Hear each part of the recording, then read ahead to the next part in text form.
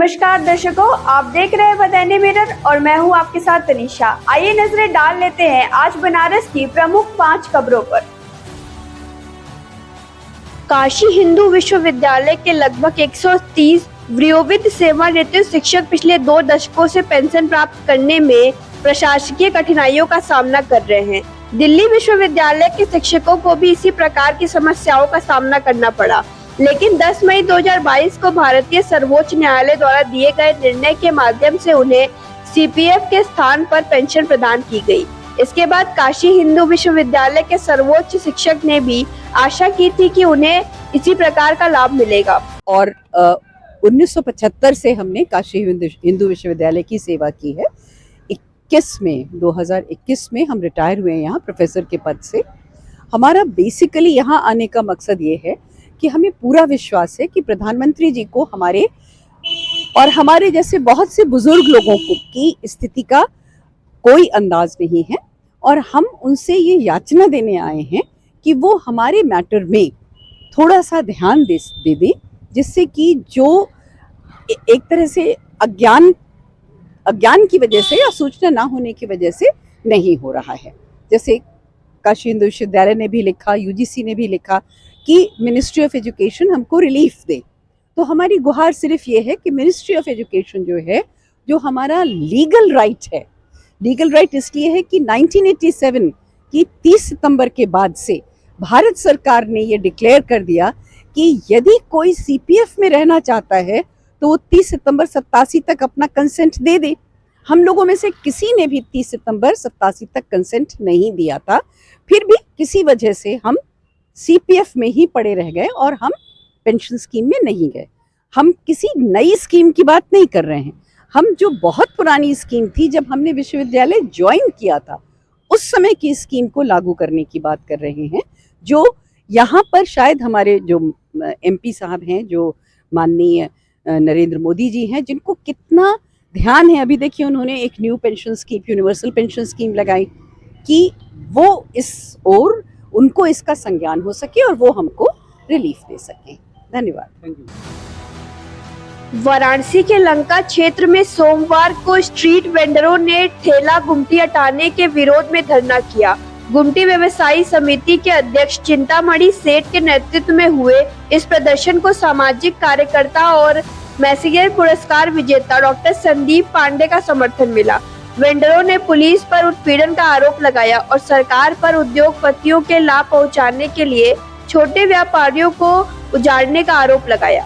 उन्होंने अनिश्चितकालीन धरने की घोषणा की और 5 सूत्रीय मांगे रखी, जिसमें वेंडिंग जोन घोषणा करने पर पुलिस उत्पीड़न रोकने की मांग शामिल है।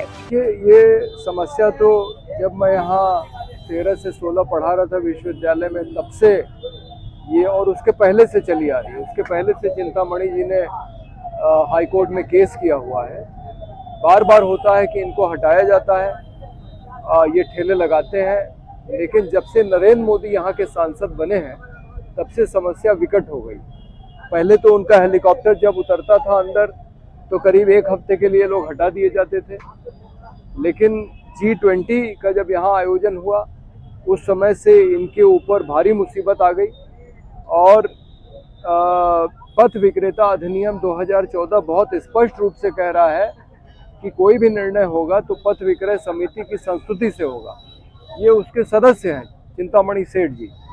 अब इनको वहाँ से भी हटाया जा रहा है। तो एक बार यहाँ पे वेंडिंग जोन चिन्हित हुआ है, लोगों के पास सर्टिफिकेट है, लेकिन उस सब को नज़रअंदाज करते हुए और बड़े बड़े अधिकारियों के, प्रमुख सचिव उत्तर प्रदेश, सचिव भारत सरकार के आदेश है कि पुलिस और नगर निगम के कर्मचारी इनका उत्पीड़न न करें। अगर कोई करेगा तो उसको दंड दिया जाएगा।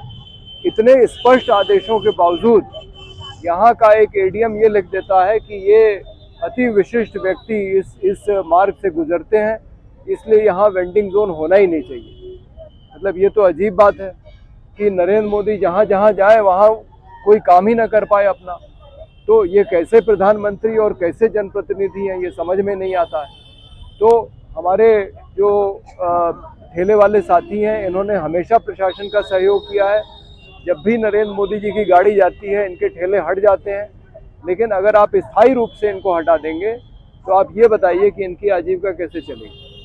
3 सितंबर से सोमवार को फोर्ड हॉस्पिटल बालाजी नगर लंका में AKF ग्रामीण चिकित्सक मंच उत्तर प्रदेश इकाई द्वारा ग्रामीण चिकित्सकों का सम्मान किया गया।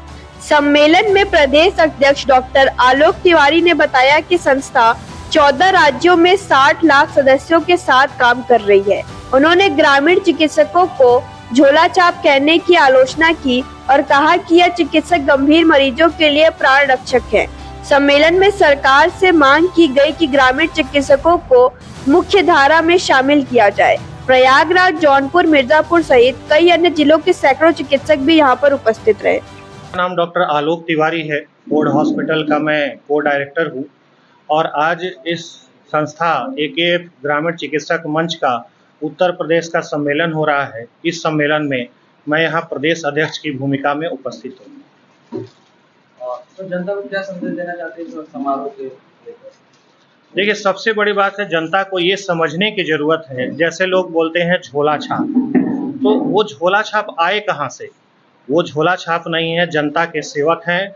और कहीं ना कहीं ऐसे स्थिति में जब कोई उपलब्ध नहीं होता है, तो जैसे श्री राम जी के लिए केवट उपलब्ध थे, उस समय कोई लग्जरी क्रूज और जहाज उपलब्ध नहीं था, उस केवट की भूमिका निभाते हैं और समाज में लोगों को निरोग रखने का प्रयास करते हैं। तो ये है हमारा ग्रामीण चिकित्सक मंच, जो ऐसे सभी केवट को, ऐसे सभी ग्रामीण चिकित्सक को ट्रेंड करता है, मार्गदर्शन देता है और सही राह प्रशस्त करने में मदद करता है। इस संस्था से कितने चिकित्सक जुड़ चुके हैं?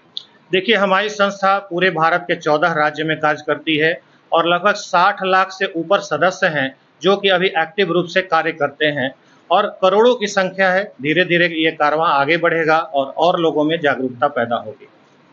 इससे जनता को क्या लाभ है?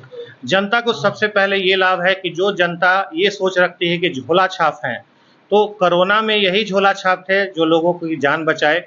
बहुत सारे हॉस्पिटल्स भी हैं जो ये एक कड़ी का काम करते हैं, जो कार्य इनसे नहीं हो पाता है, ये अच्छे चिकित्सक को प्रेफर करते हैं, वहाँ मार्गदर्शन करते हैं और प्राथमिक उपचार दे करके ऐसे मरीज जो रास्ते में जिनकी जान जा सकती है, उनकी जान को बचाते हुए समुचित इलाज की व्यवस्था वाले हॉस्पिटल तक पहुंचाने का भी कार्य करते हैं।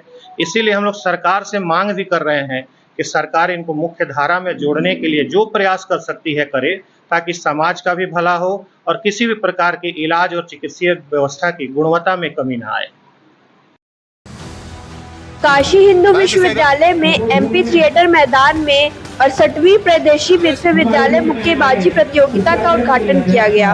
18 मंडलों के 415 खिलाड़ी, जिनमें 115 बालिकाएं और 300 बालिग शामिल थे। बता दें कि 20 साल बाद वाराणसी में यह प्रतियोगिता हो रही है, जिसमें खेलों के प्रति उत्साह देखा जा रहा है।